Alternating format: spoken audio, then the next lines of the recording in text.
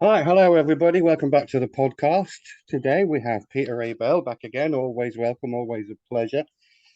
Last weekend you was at the Scottish Sovereignty Research Group meeting. That was last weekend in Dunfermline, was it?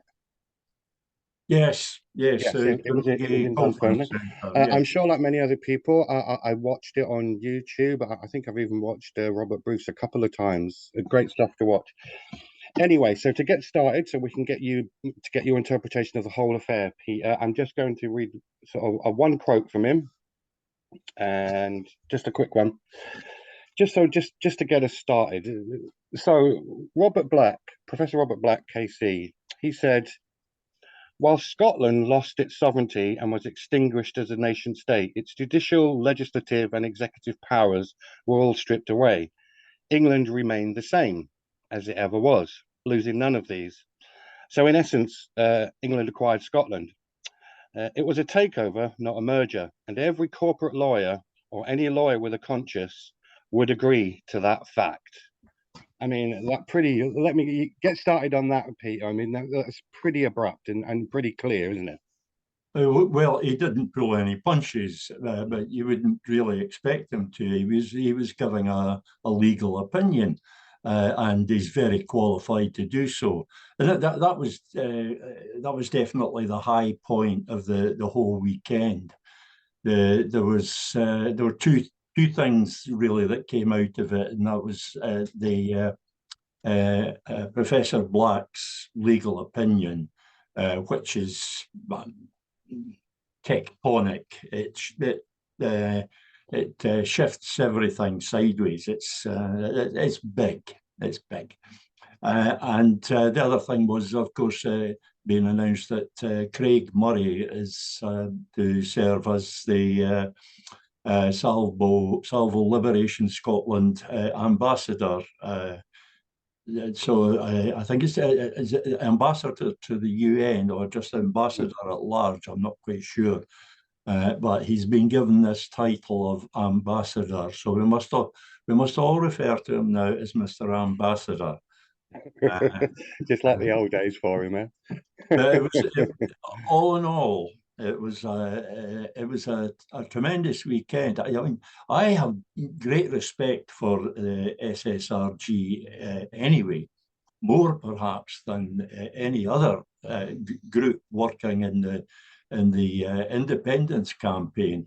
These are serious people, and they're taken seriously by other serious people. So this is something of note, which is why I was so severely pissed off that the National didn't even have anybody present at the weekend, and of course the SNP had no presence, which was not so surprising, but at least equally annoying. Do these people, do they consider themselves part of the independence campaign, or is it that they consider everybody else not part of it? If we're all Mm. part of it, then we all turn out to these things, especially something as so obviously, patently non-party political as the Scottish Sovereignty Research Group. Uh, what's the SNP running scared of? Yeah, what is it they're afraid of? A wee challenge here and there. Well, if they're so sure that they're getting it right, they should welcome the odd challenge here and there, so that they Mm. can explain and persuade everybody of exactly how they're getting it right, why they're getting it right, what it is that they're getting right, and how it's all going to work out fine in the end. Because that's what they're wanting to tell us. You'd think they would welcome an opportunity, but no. John Swinney wants to come on TV for 30 seconds, get his wee soundbite, or get Mhm. his wee quote in the National or other newspapers, and no challenge. He doesn't want to be asked. I think I can understand why he doesn't want to be asked awkward questions, I mean, when he was asked about what would trigger a referendum, what level of support, the rubbish that he came out with, that was Martin Geisler on BBC last Sunday. Asked him, this is where the whole 75% thing comes from. He didn't actually say that, but he waffled so much, and what he did say was so vacuous that it was open to anybody to interpret it pretty much any way they pleased.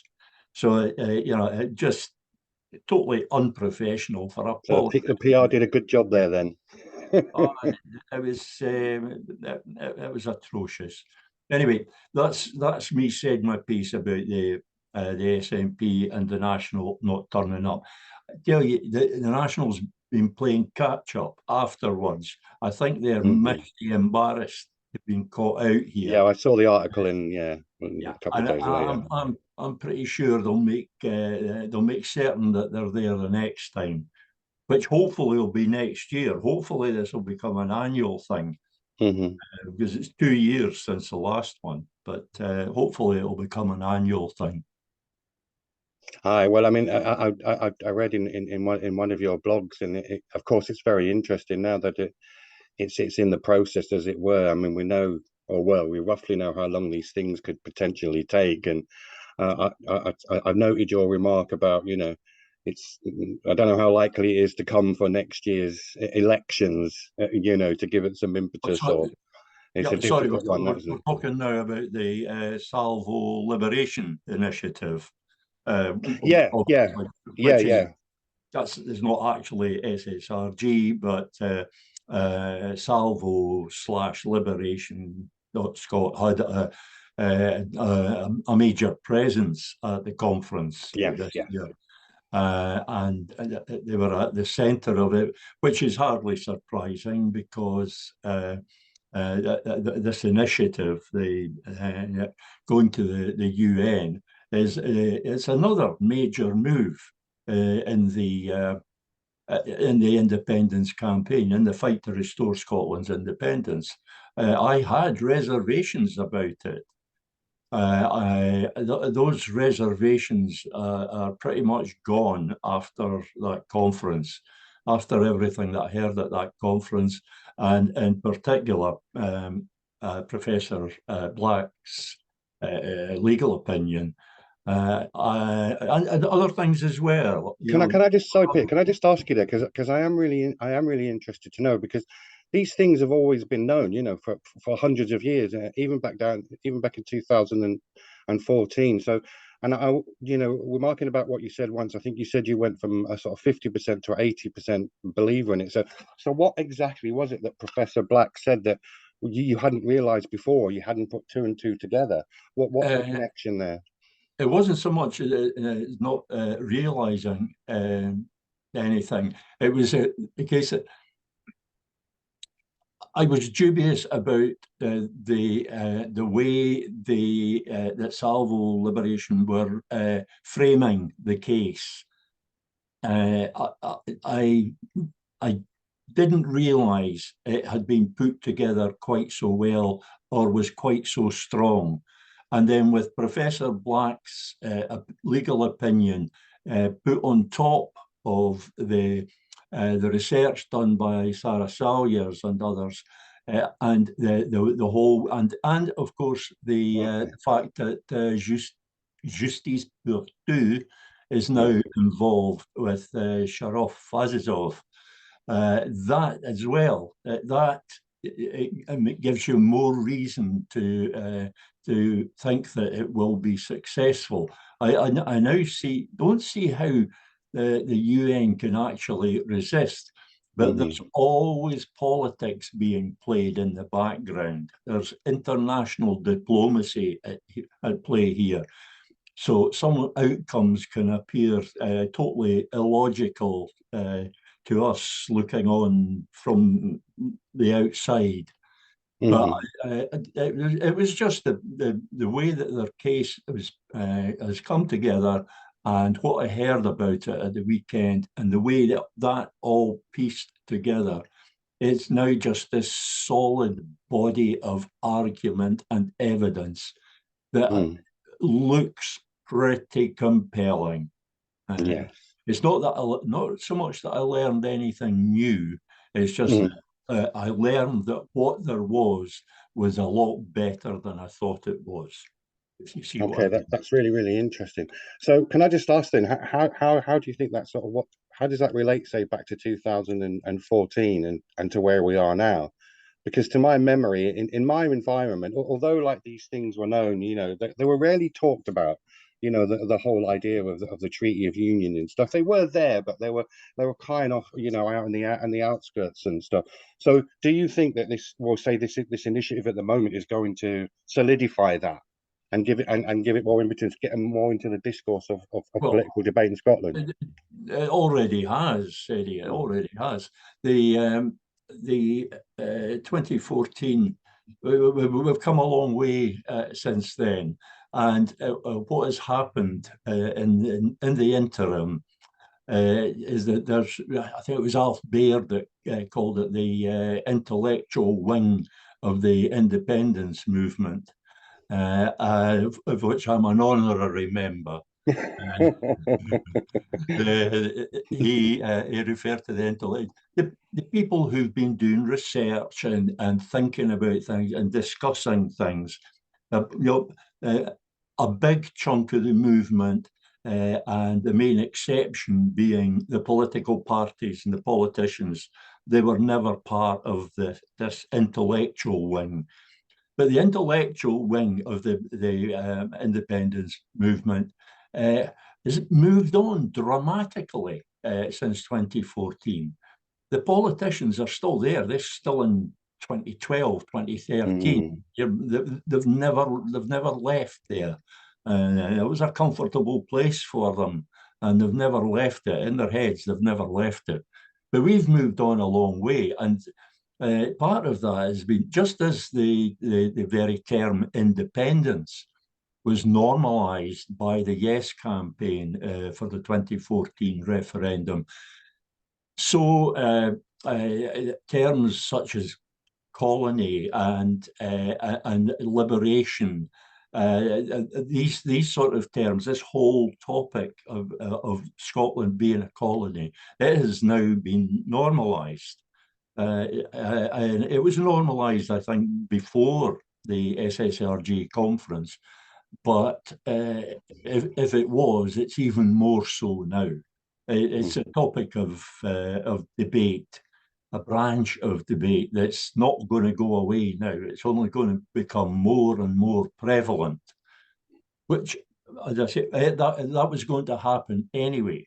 If I can explain that one of my concerns about the Salvo Liberation Initiative going to the UN, seeking to get Scotland on the list of non-self-governing territories, with all that implies, which is not as much as a lot of people think, but I'll come back to that.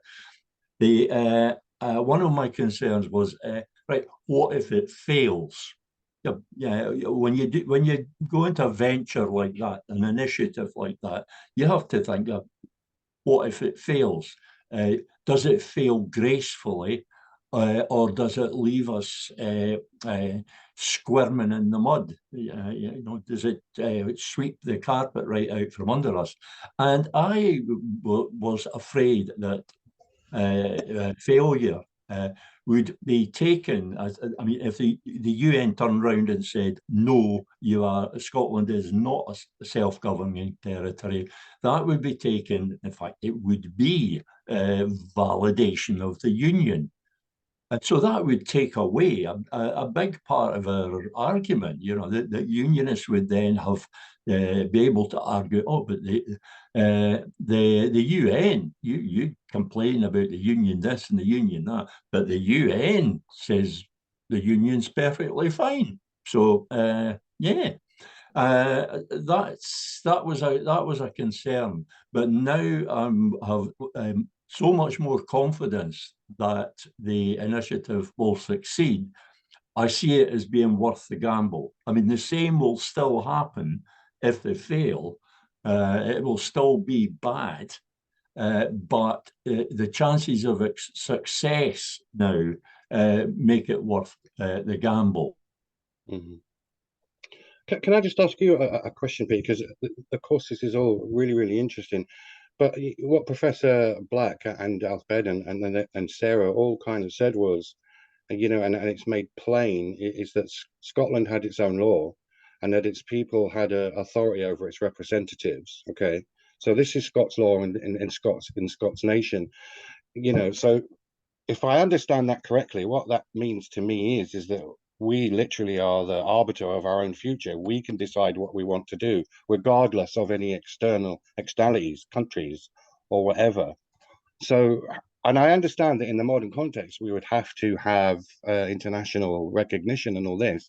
I'm not that naive, but just from a simple point of view, can you point me in the right direction of how that works? Because either we are sovereign and therefore we can make our own laws regardless of what anyone else says, or are we making it that we're not even going to be able to do that unless we're internationally recognized? Can you just square that up for me a bit, if you wouldn't mind? The thing about sovereignty is that you either are or you aren't, but it's not just what you are, it's how you behave, it's how you act, it's how you think. And the British give a very good illustration of how people think when they know that they're so they don't just think that they're sovereign, they know that they're sovereign. It's in their DNA, so to speak. The trouble with the British, of course, is that they also think they're sovereign over everybody else. But that sovereignty is the ultimate power. And the people of Scotland are sovereign. We are the ultimate authority. The trouble is, we haven't been exercising that authority. So if you're sovereign and you don't act sovereign, somebody else is going to take that power that is left unused.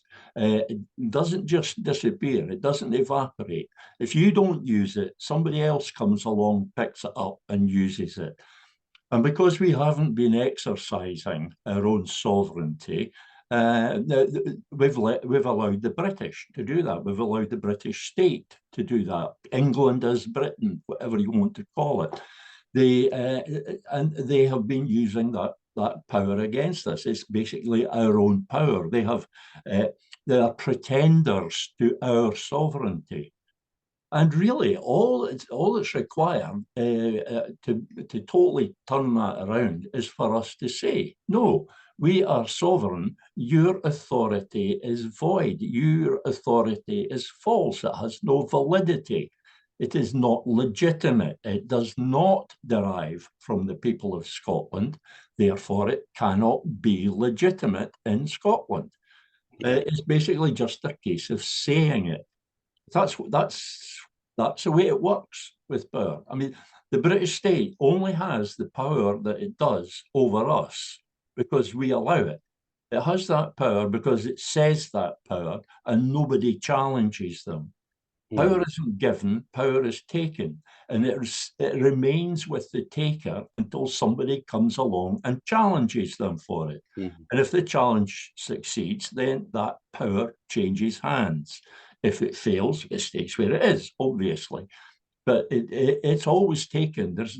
There's no such thing as power that is given, because the giving of power, or the apparent giving of power, is actually an affirmation of the superior power of the giver. The giver has the power to give, and if they have the power to give, they have the corollary of that is that they have the power not to give or to withhold. They give privileges and not rights. Privileges. That's the situation that we have. We have a Scottish Parliament, which, whatever anybody says, that is the Scottish Parliament. It is directly elected by the people of Scotland using an effective system of proportional representation. Therefore, it is Scotland's national parliament. It has been usurped by the British state. We have to take it back. first of all, we have to take back our government, which means we have to get the politicians doing what they're supposed to do and standing up for the people, being the agents of the people. And then we can take back our parliament.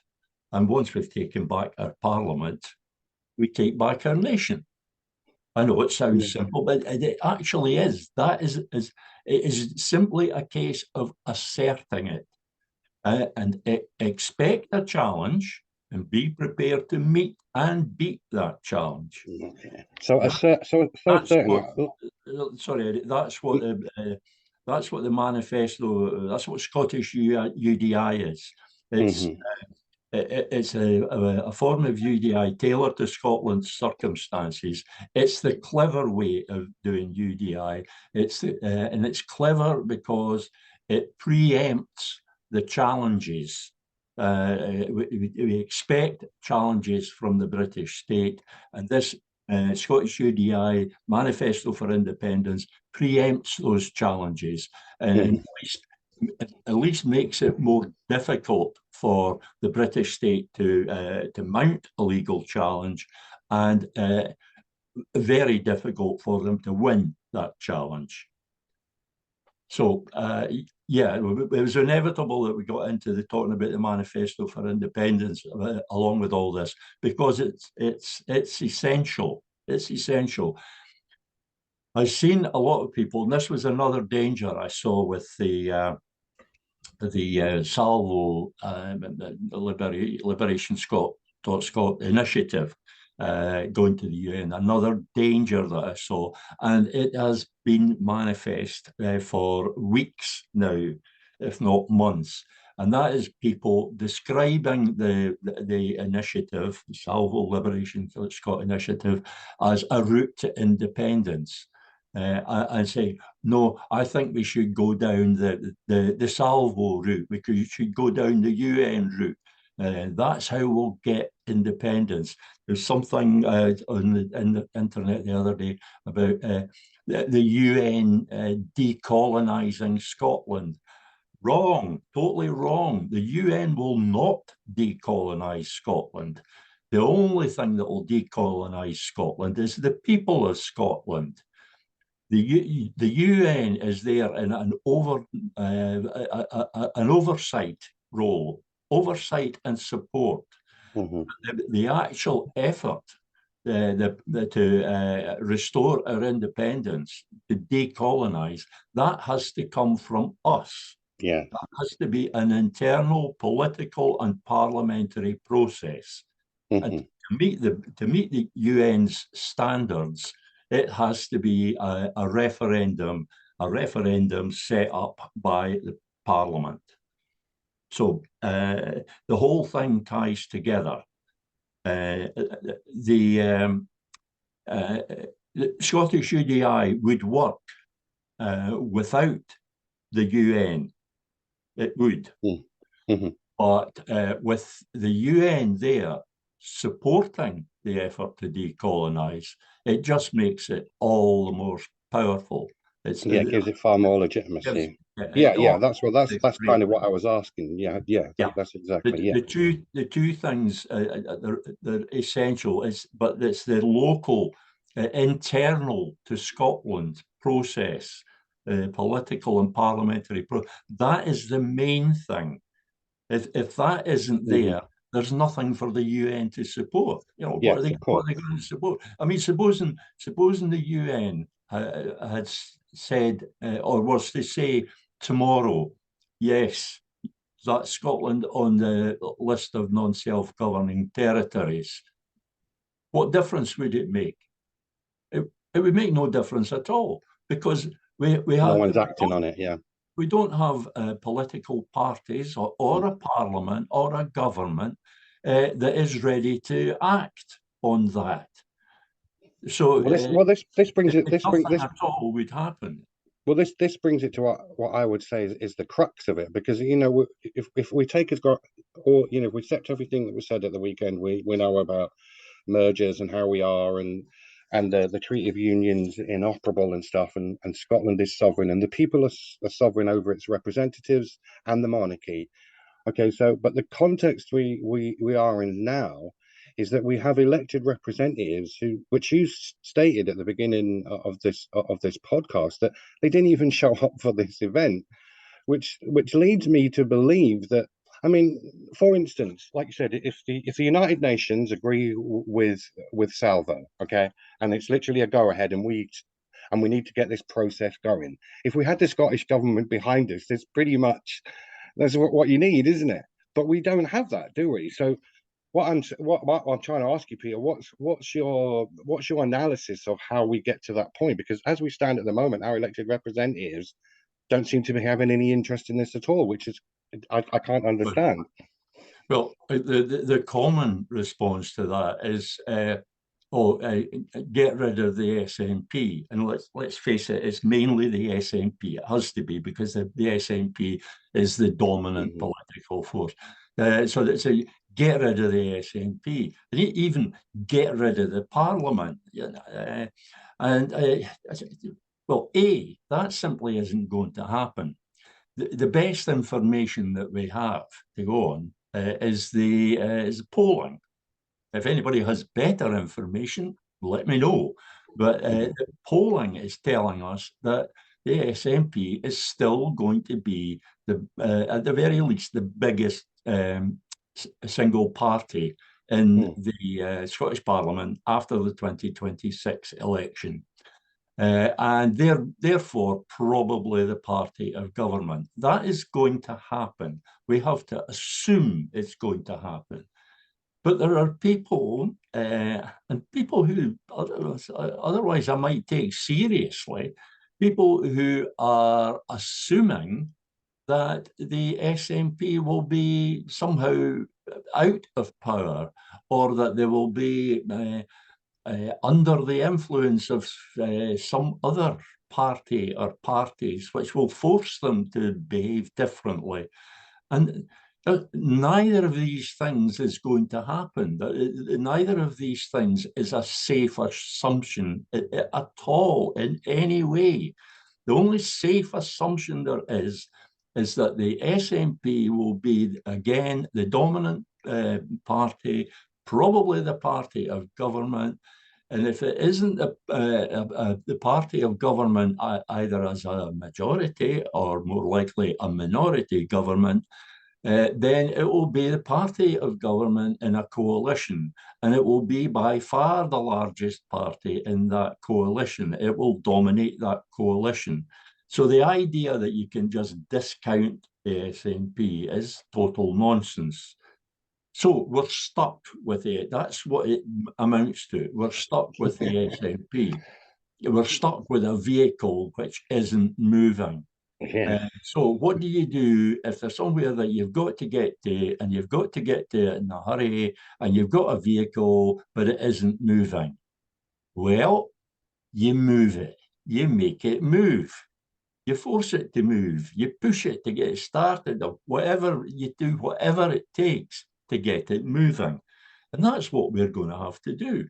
It's no good switching your vote from one. How are we going to do that, Peter? How are we going to get? How are we going to get? I mean, go through the process here. How do we even get our our elected representatives to take to the Scottish Parliament? And how do we? I mean, it's a national issue. And it has to be fought. It's a campaign that must be fought on a national basis. And the only way that we can change the SNP, because that's basically what it comes down to, if we can get the SNP back to being a genuine party of independence, the other nominally pro-independence parties will be obliged to follow. So we have to focus on the SNP. And the only thing that can force a change on them is some kind of mass action, mass popular action. That's why I set up the Manifesto for Independence petition. It's a petition urging Originally it said demanding, but a lot of people didn't like that. So I didn't like compromising, but I mean, we are the people. We can demand if we bloody well want to. But That's fair. urging the political parties to adopt a manifesto for independence. That gives us, the voters, a firm commitment.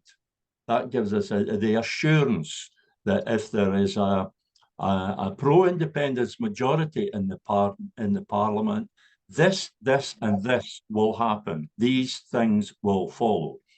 It also allows us to treat the 2026 election as a plebiscite, a referendum. How it does that, you get people saying, oh, we should make it a referendum on independence, and they never tell you how they're going to make it a referendum, because a referendum has to be binary. It's a choice between two things. It's either yes or no. It's take it or leave it. And there's nothing binary about an election. So if we're going to make it a referendum, a de facto referendum, then we have to introduce a binary element. The way we introduce a binary element is by all the pro-independence parties having exactly the same manifesto for independence incorporated into their election manifestos. That way, a vote is either for that manifesto for independence or not for it. That is binary. And that way, all the votes of all the pro-independence parties are counted as a vote for that manifesto for independence. And does that, and there can be no dispute about that. Yeah, and would that give sort of, well, at least internally give competency to the fact that they can go ahead and then act on independence? I mean, even if Westminster said you can't introduce, like you said, a binary note into it, but internally we can say, well, we've just literally had the go ahead, from our people to carry on with the process. Westminster has no role in this. You can stop talking about Westminster, stop thinking about Westminster. Westminster has no role in the exercise by the people of Scotland of our right of self-determination. It's not me saying that, it's the UN. And that's one of the reasons that it would be good to get the UN on board, because it would then state, it would be stated that the UK government has no role, the British state has no role. It's entirely an internal matter, and we have to start thinking about it that way. So I suppose what I'm saying is that although some of us would say that we already know this or accept these facts, what we want actually done is for this to be to reach a broader audience, so then people can then agree with it. Well, hopefully this sort of program and maybe other things that I do and other things that other people do, I feel kind of like a one-man operation here, but I know I'm not, but it does feel a bit that way at times. But the way this works, the way the Manifesto for Independence, the way Scottish UDI works, and we should always refer to Scottish UDI, not just UDI, Scottish UDI, tailored to Scotland's unique constitutional circumstances. And what that does is that by making the 2026 election a referendum on the question of the Scottish Parliament asserting its legislative competence in the area of the Constitution, we use that as a de facto referendum, use the election as a de facto referendum, so that the Parliament then has a hopefully massive mandate to do that, to simply assert its legislative competence, to take that competence, to repossess that competence, because that competence rightly lies with the National Parliament of Scotland anyway. that's a defining factor of a nation, is the powers over parliamentary powers over the constitution. So that is the rule that we have to break, and that there is no route to independence that doesn't involve breaking at least one of the rules that's there to preserve and protect the union. We're going to have to break the rules at some point. The thing is to be clever about the rule that you break and the way in which you break it. That's Scottish UDI. It's the clever way of doing UDI. So we then have the mandate for the Scottish Parliament to assert its legislative competence, which it does.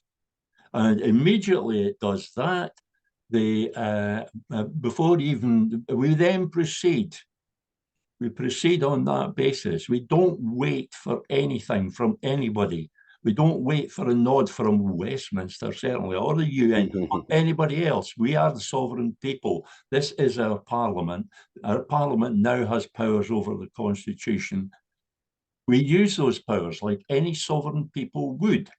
The government introduces a bill which is effectively a proposal to dissolve the union.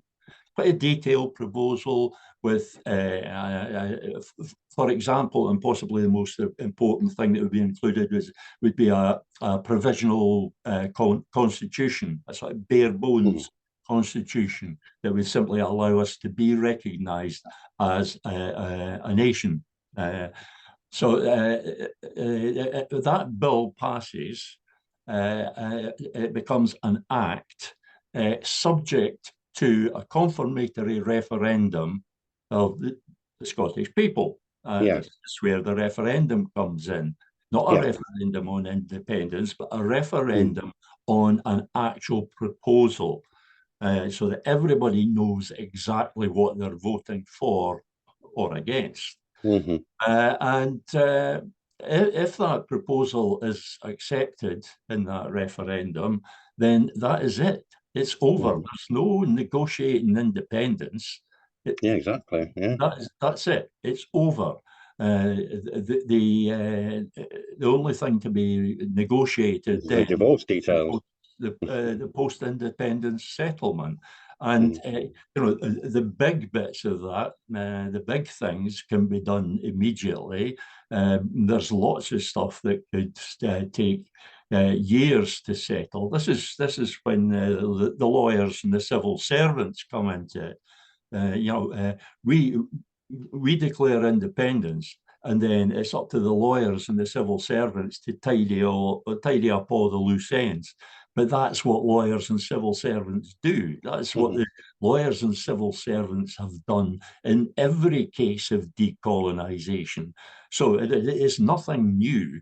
And it's nothing extraordinary. I recall that there was a small piece in a newspaper somewhere about, and I think it was the late 90s, maybe 1998, thereabouts. Remember, I'm working from memory here, but there was a story in the paper about the final piece, or the final negotiations being completed with Ireland. This is something like 80 years after Ireland became independent. The final piece of negotiation, the final detail was finished. I'll bet nobody in Ireland or anywhere else even knew that these negotiations were going on. It certainly hasn't affected the way Ireland conducts itself as an independent nation on the international stage. So, the fact that there's still things to be negotiated really is of no consequence. So then we come to the matter, I know you're going to bring it up again, the matter of international recognition. Well, one of the things that I pointed out in one of my interventions, and I have to say, one of the things to be said in favour of the SSRG conference is that people like myself were allowed to speak. We were given the free. I arguably got more than my fair share of time with a microphone. So in one of my interventions, because Professor Black, I disputed a legal point with Professor Black. I was well up the back of the hall. I was out of range.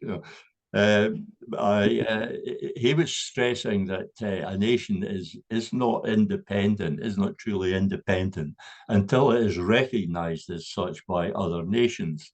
Well, that is true as far as it goes. But the point I made was that independence cannot possibly, international recognition cannot possibly be a precondition of independence. Well, yeah, this is the point I was trying to get to speak to you about earlier, Peter. That's exactly what I'm saying. As Sharof Azizov pointed out, it's a bit of a chicken and an egg thing. But you certainly can't wait around, put the process of decolonization on hold, waiting for nations to say that they're going to recognize you. It doesn't require 100% recognition anyway. You know, if the Scandinavian nations recognized us, and a few nations of the EU almost certainly would recognize. You know, the holdouts might be whoever, but we would trade, and that would be that. But even at that, it really doesn't matter. It's not something that makes a lot of difference. It makes you officially an independent nation. It makes you able to act as such within the international community. But it doesn't actually stop you being an independent nation if you're not recognized by every single nation. There are plenty of nations that are not recognized, and even nations which don't recognize each other. And there's still trade going on across the border. Exactly. Yeah. It may not be official. It may not even be legal. So what was Professor Black's response then to that when you said that? Well, he agreed. Thankfully, he agreed that logic forbids it being a precondition. And I think it was at that point that Sharof Azizov made an intervention and talked about it being this chicken and egg thing, which it is almost, except if the process to restore independence is the chicken, it has to go on, even if they lay an egg. The other point, of course, Eddie, is that there is absolutely no rational reason to suppose that Scotland will have any great difficulty in gaining international recognition. It's held up as this big scare story, but there is absolutely no reason, so long as the process by which we restore our independence or end decolonization, so long as that is impeccably democratic, and there is no reason. The only grounds any nation could have, the likes of the UK, would be petty spite. Yeah. And even the UK doesn't really work that way either. The UK, especially when it's an essential trading partner such as Scotland, the UK would end up just being all bluster. I know it's sort of given the lie by the whole Brexit thing, but the UK, they fancy themselves the great negotiators. They think, what we can't win at the point of a gun, we can take in the negotiations, and very often they succeed. And you look at the number of crown dependencies there are. Look at the number of look at the Commonwealth. And there's a Commonwealth of the realm, and then there's this other form of the Commonwealth. But there's all these things where the Brits have kept their hooks in. It might just be one hook, it might just be one claw, but they've kept the hooks in there so that they still have some influence. They still have some sort of power there. They don't let go. And that'll be a dangerous point when they say, okay, that's it. We accept that you're leaving the union, you're ending the union. Let's negotiate. And that is when we should be the most on our guard.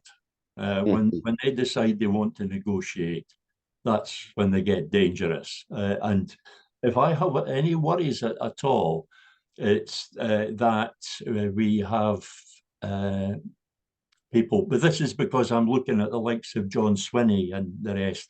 I worry at times that our negotiating team might not be up to the job of defending us. But there again, I look at the British negotiators now as per Brexit, and I think, nah, even John Swinney could win against that lot. Yeah, it's not an ideal situation, though, is it? I suppose. I think we will grow into it. We have developed this knack of emergent leadership. We developed this during the Yes campaign, where when something needed to be done, and it took leadership to do it, when something required a hierarchical organization in order to get it done, like organizing massive marches, for example. You can't do that in an informal way. That there has to be an organization, and it has to be hierarchical. Somebody has to make the decisions, somebody has to pass down the instructions, and somebody has to carry out those instructions. So we had this sort of talent for emergent leadership, that when there was a need for something like that, leadership just emerged out of the Yes movement. The leadership emerged, and then it either kept going or it just faded away when there was no longer any need for it. We've kind of lost that over the past 10, 11 years. But I'm kind of hopeful that we can return to that the leadership, this emergent leadership will come again. One of the reasons that it's kind of gone into abeyance is the temperament of the independence movement.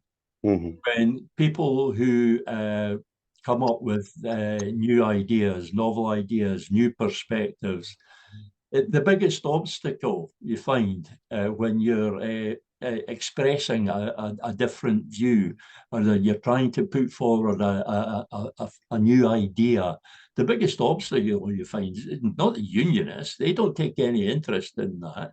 For them, they're just against independence. That's it. No, the biggest obstacle, the biggest opposition you get is from within the Yes movement. The party loyalists and others. And the people who are just dismissive of everything, unless it's coming from, it's a strange thing that you have people saying, oh, politicians, don't trust them, we don't need them, you can do without them. But then they don't trust anything unless it's been said by a politician. They don't take it seriously unless it's been said by a politician. So, he's smartly dressed and speaks well. And gets his name in the paper, or her name in the paper. He gets her face on TV. There's this thing, it's the authority that the status gives you. The status of being a politician, especially an elected politician. It's very true, and that to this day is that is deliberately recycled through the culture. To try to keep that as traditional. Yeah, absolutely is, and this is one of the things that I'm trying to change with the Manifesto for Independence petition. What I'm saying to people is that, yeah, you're sitting there moaning about the way the parties are. You're moaning that they're not doing anything about independence, and worse, they're not even proposing to do anything about restoring independence. You moan about it, you moan about it, but you never do anything to change it. You simply accept that things are the way the politicians tell you they are, and they cannot be different. But what I'm saying is that the politicians only get away with that because we, the people, have lost the knowledge, mislaid the knowledge of how to combine. And as Alexis de Tocqueville said, that is the fundamental knowledge that is required for democracy to function. The people must have this knowledge of how to combine, and we have lost that. We have been, as a people, the people, we become fragmented and alienated and adversarial amongst ourselves, so that there's all these forces working against combination. Yeah, and we need to overcome them. It's quite ironic in this age where it's so easy to be able to combine everybody, and yet we're further away than we've ever been, like you said.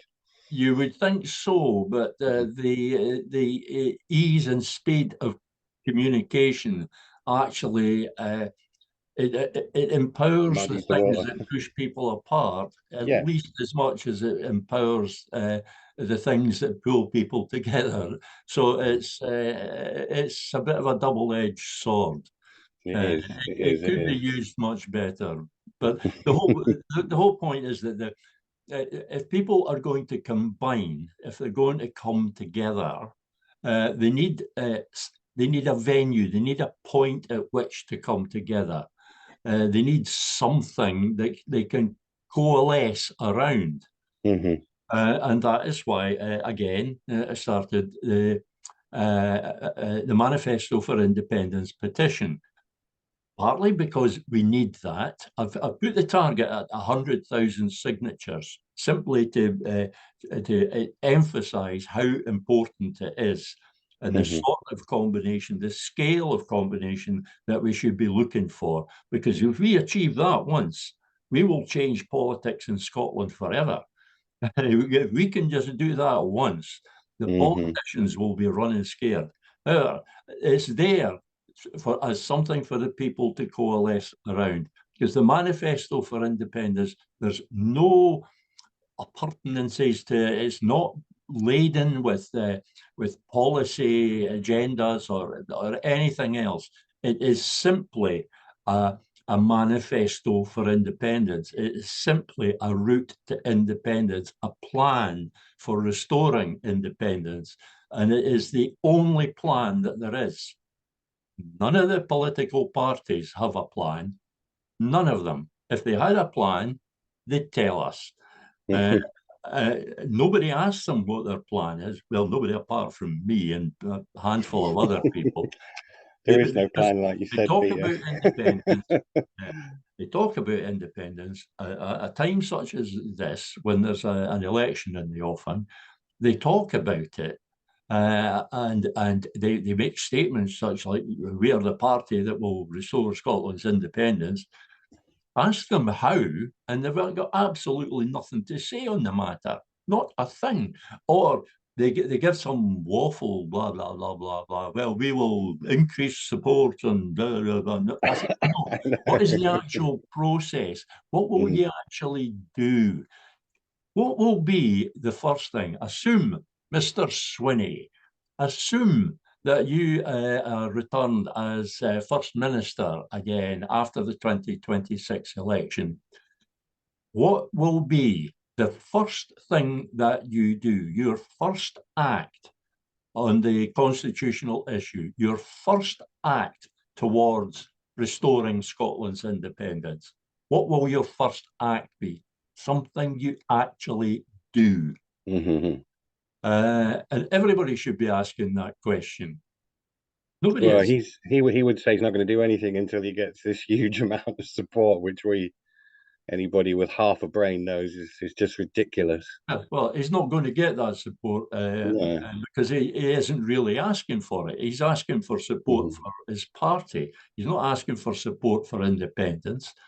It's all about the parties, and people have to mm, get away from this idea that it's who you vote for, or as in which party you vote for. It isn't.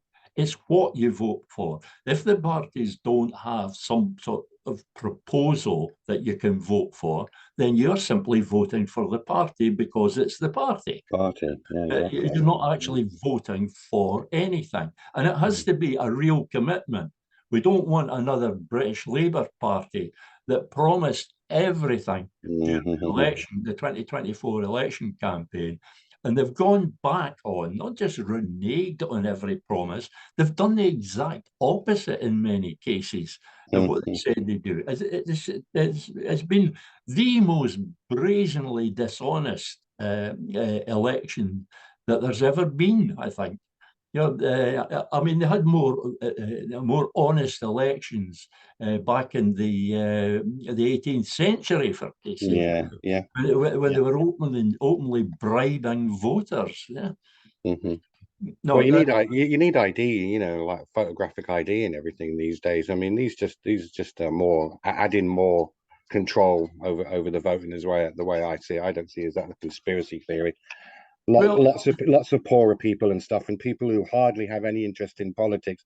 If suddenly they need to go down there with their photographic ID and all, they're not going to even be asked, and well, and they know that. yes, I'm all in favour Mm, of making the voting system more secure. mm, But the first rule of independence, first rule of democracy is everybody gets a vote. Everybody. yes. And that I do mean everybody. That is the starting point. Everybody's got a vote, man, woman, and child. And you start from that point, and then you start to make the arguments about who should have the vote withheld. And some of those Yes. arguments are Yeah. Yeah. easy, like we withhold the vote from Hmm. infants for very Yeah. obvious reasons.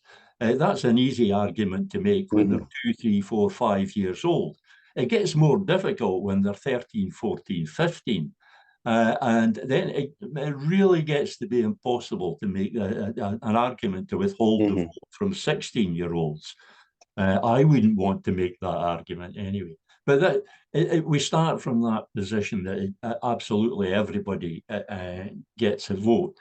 But then you've got to make it easy for them to vote. You've been making it easier, not more difficult.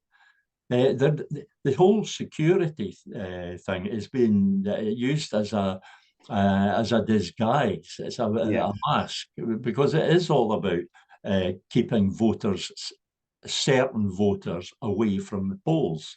Hmm. It's, it's not it's not about the security thing because voter fraud, It's tiny. Mm. impersonation, as it's called, is Yeah. Yeah. virtually unknown. Yeah, Yes. Exactly. Exactly. there's maybe one or two instances at every election, and when you count Mm-hmm. it, like in a UK election, there's what 40 million people voting. You've got two people trying to make out there's somebody else. Two out of Mm-hmm. 40 million. Yeah, needing ID cards. No, not It's normally. If if there were not people in the position that they would be deterred from voting by the need to have photographic ID, mm, then I would be all in favour of it. But there are people in that position. The point is, they shouldn't be in that position. They shouldn't yeah. be homeless or Mm. or, or poor or in debt Or or restricted or a bank excluded. account or Yeah. whatever it is. They should not be in that position. And Hmm. then there would be no problem with voter ID. It's Get the people out of the position where they're unable or unwilling to get photographic ID. yeah. Yeah. I'll can I ask you? It's more like a philosophical thing, I suppose you could call it. But I mean, Oh, for there, instance, I hate that. what we're always talking about here is like we can look at the macro, we can look at the Manifesto for Independence, or Salvo, and we can look at the personal activists like myself. I said to a friend once, I think you should write a book called The Loneliness of the Long Distance Activist. Mm-hmm. And and the way I see this is, it's like, for instance, if you go out into the world, not that many people really, even in Scotland at the moment, there's not great discourse about independence as such, generally speaking. But there's a great deal of other discussion about other things going on in the world. And for instance, even if we're talking about the taking back of the rights to protest, or having to have certain IDs and stuff, and all these things that get on people's nerves. And for me personally, even before I got involved with the Scottish independence thing, this was always my route. And I suppose it's like it's the same kind of thing as having a manifesto for independence, if you can reduce it down to the person. And this is kind of how I want to live my life. It's like I don't want to be able to be restricted from that or be excluded from that because I haven't conformed to this or that. And so when I look at the Scottish nation, and I think to myself, if you ask somebody just personally, would you prefer to have, be in a country where you are sovereign and, have control over your elected representatives? Or do you want to live in a country where you're literally just dictated to and you can have your privileges taken away from you at any time? I mean, to me, it is completely a no-brainer. And to me, obviously, I think what I am trying to do my best, and you are too, I suspect, if I'm trying to draw an analogy here, is that we literally are trying our best to get people to literally to take a choice. What's your binary choice here? Which environment would you prefer to live in, and what are you struggling for? What is your take on your individual attitude as an activist, and how you take it into the bigger perspective of trying to pursue Scottish independence? Well, the fact that I remain focused on the constitutional issue doesn't mean that I don't have views about. For example, I have a vision. I keep going on about how we get too much of this vision thing, visions of what it'll be like after independence. Enough already. We've had, what, 12 years of visions. It's no longer having any effect on the voting public. What we need to hear about now is the how, the practical machinery for getting there. I've described it as selling independence like a holiday destination, but there's no means of traveling there. The people who are selling us said they can't book a flight, they can't book that, they can't do anything, or they won't. But yeah, I do have my vision. I insist on this focus on the constitutional issue because the constitution sits above all other politics, the politics of public policy. Constitution is about power. It's about answering Tony Benn's 5 questions on power. How did you acquire it? What do you use it for? How can it be forfeited? Who benefits from it? I've missed one, but Tony Benn's 5 I questions. remember you say that now. Yeah, I remember that. Yeah, Anybody go on. can look them up. The Constitution is what answers those questions. So it sits above everything else. But the fact that I'm focused on that doesn't mean that I don't have ideas about what I would like to see in independent Scotland. It's just that I choose not to talk about these things very much because I want to keep that focus on the constitutional issue. And because it's quite pointless me talking about what I would like to see in independent Scotland, unless I have that some sort of plan for getting there. And that's what's missing from the political parties and a big chunk of the Yes movement. They all have these great ideas about how they want things to be, what being independent is going to be like. but they haven't a clue when it comes to becoming independent. So I'm focused on the becoming. But I do understand what you mean, and I'm not.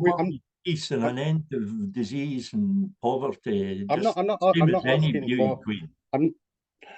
I'm not sort of trying to point out sort of any kind of a vision. What I'm trying to point out is to me, you make your vision from it.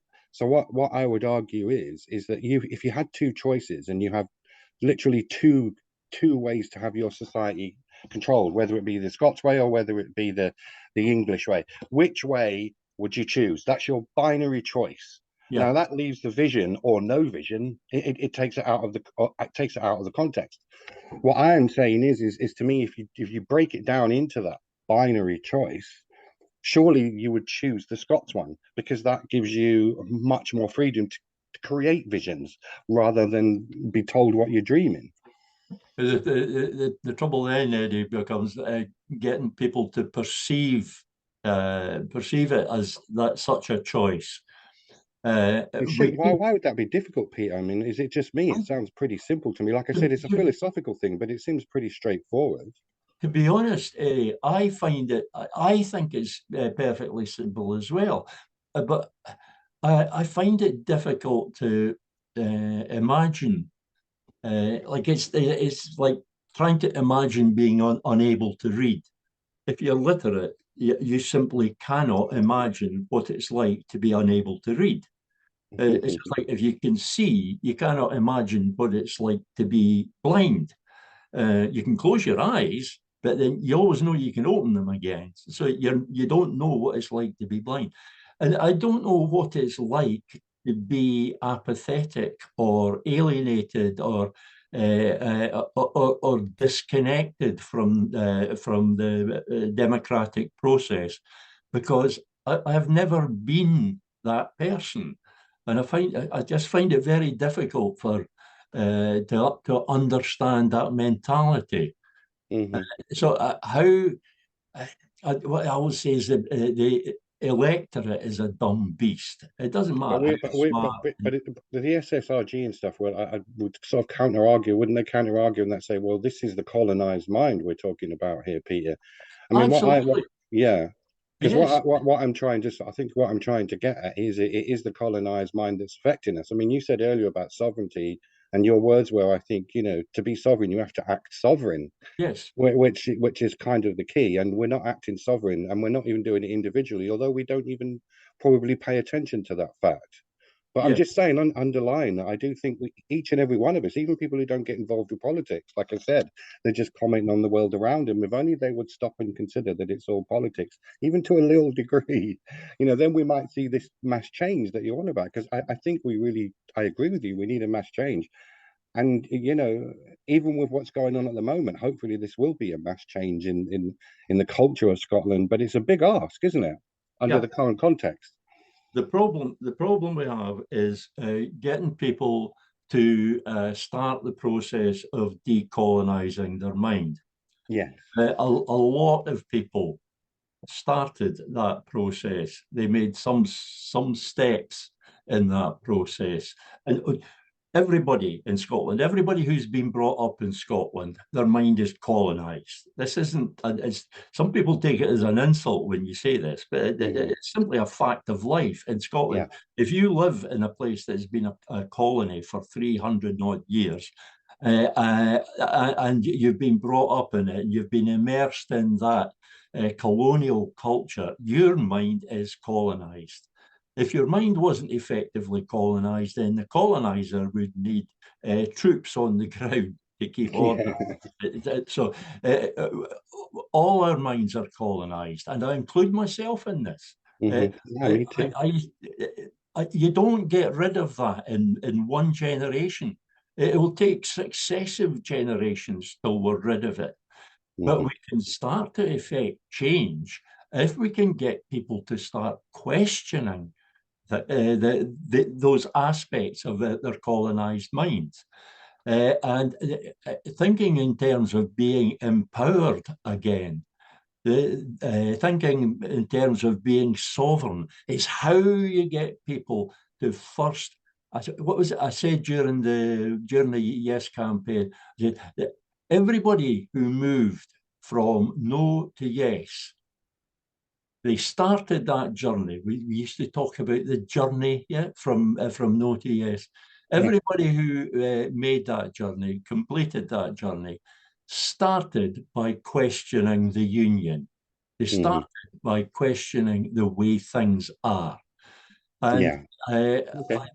that's what we have to induce in people, a way of questioning or re-examining the way things are, taking a new perspective on it. Because unionists are unionists because they have a certain perspective of the union as being this great, beneficial, wonderful thing. And yeah, it's a totally false perspective. But they're unionists or British nationalists because we can't persuade them to question that. Hmm.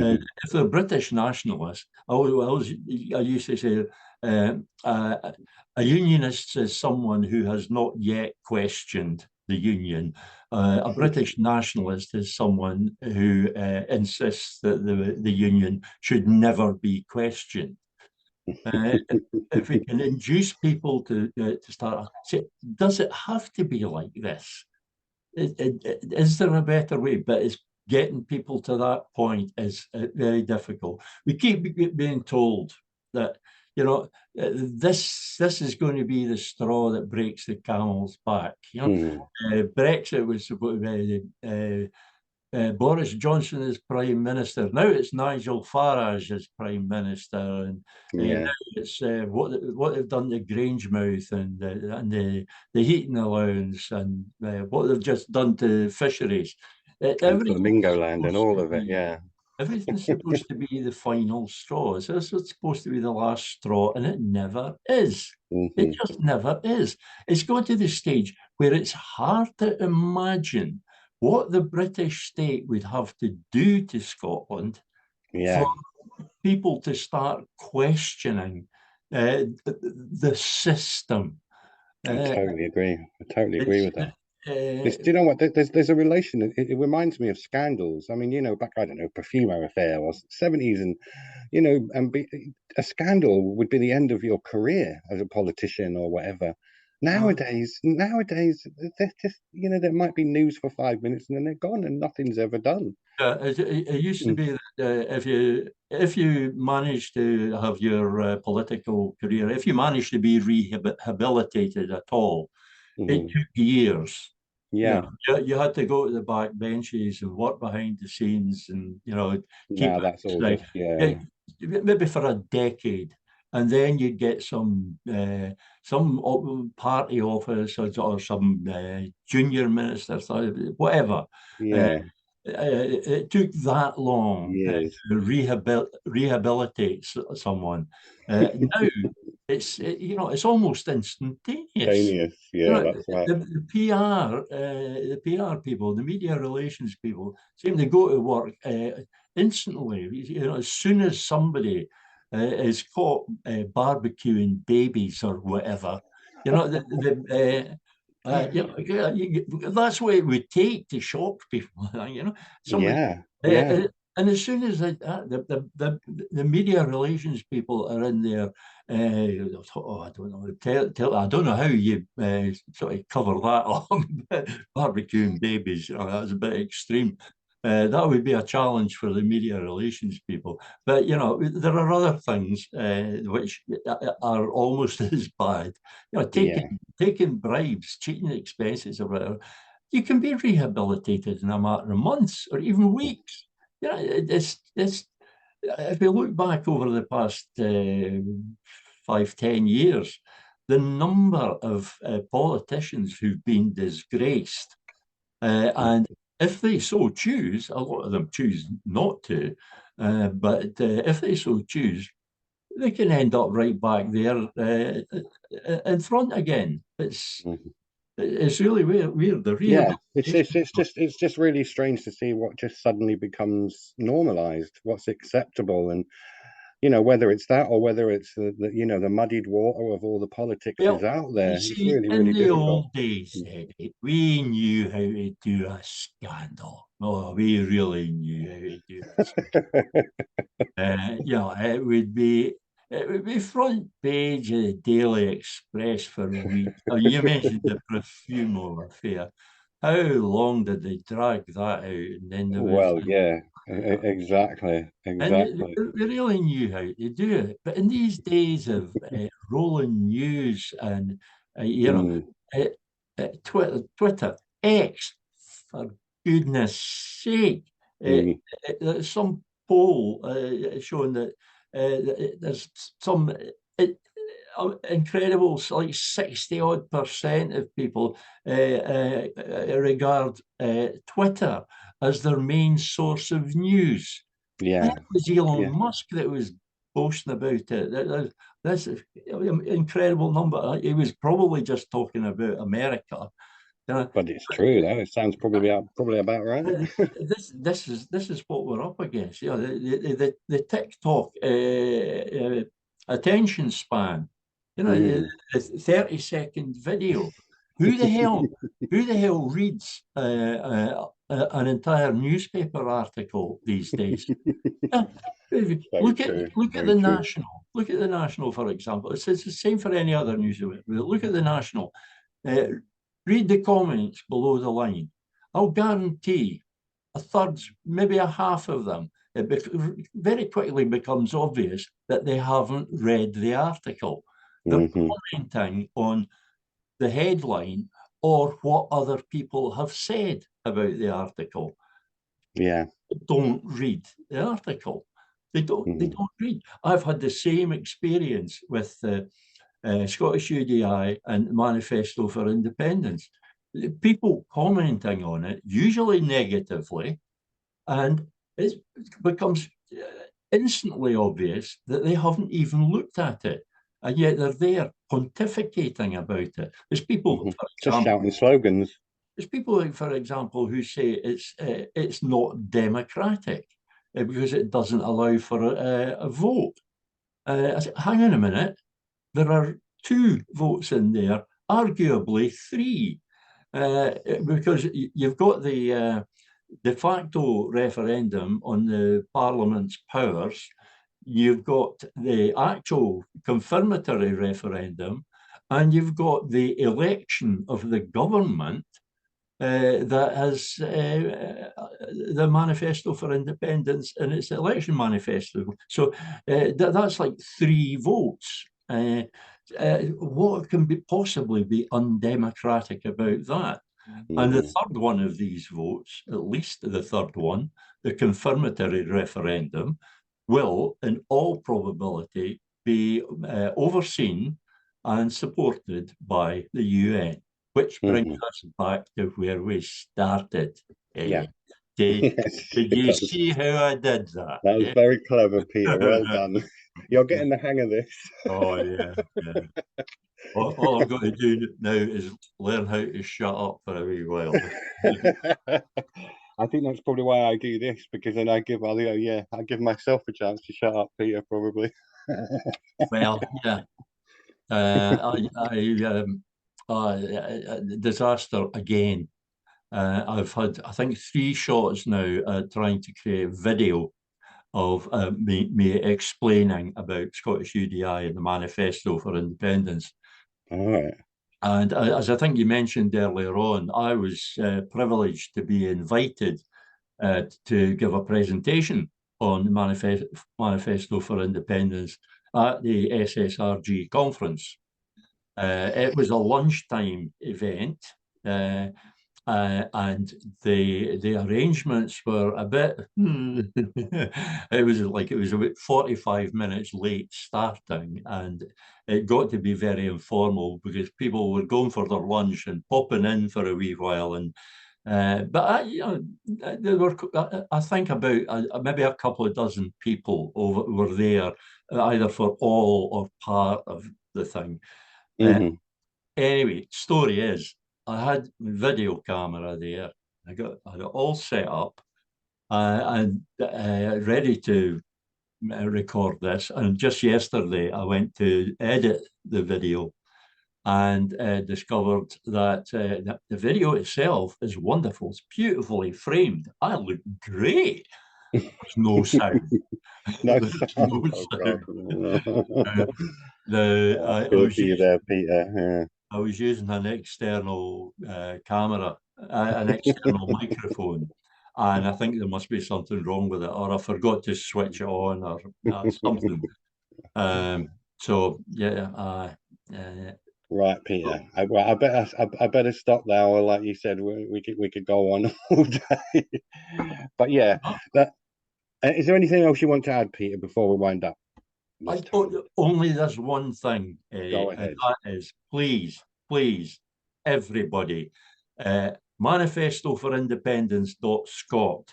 I know the petition was originally on the New Scotland Party site. That was always supposed to be temporary. It just saved me creating two websites at the same time. It got to be less temporary than I intended. So total fresh start, starting from zero again. On its own site, Manifesto Okay. for Independence.scot. Oh, I'll have to check that myself. Go Yeah. there, sign the petition and share it.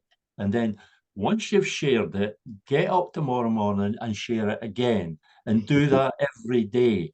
Every time somebody shares it, you get another 2 or 3 signatories. And I know it's at less than 300 at the moment, but then it only started on Saturday. People only started to find out about it on Sunday. So it's already gathering signatures at something like 3 times the rate of the previous one, the old one, which is no longer extant. So I would also like to say to people, if you signed the old petition, please come back and sign the new one.